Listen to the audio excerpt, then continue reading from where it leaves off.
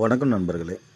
இந்த பதிவு பார்த்தீங்கன்னா, நம்ம வீடு கட்டிகிட்ருக்குறோம். கரண்ட் வாங்க முடியல. அதாவது எமர்ஜென்சி கரண்ட் வாங்க சொல்கிறாங்க.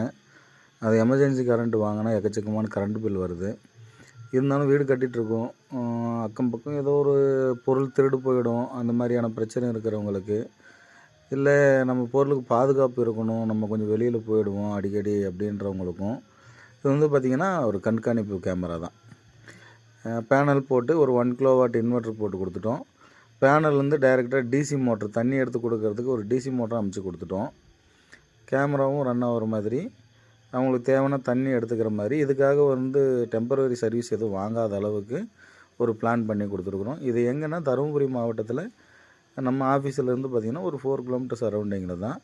காமா ப்ளஸ் இன்வெர்ட்டர் போட்டு 24 பேனல் ஒன்று 240ல் 24 பேனல் ஒன்று அமைச்சு கொடுத்துருவோம். இதுபோல் சோலார் வேணுன்னா வீடு கட்டுறவங்க அத்தனை பேருக்கும் உதவியாக இருக்கும்.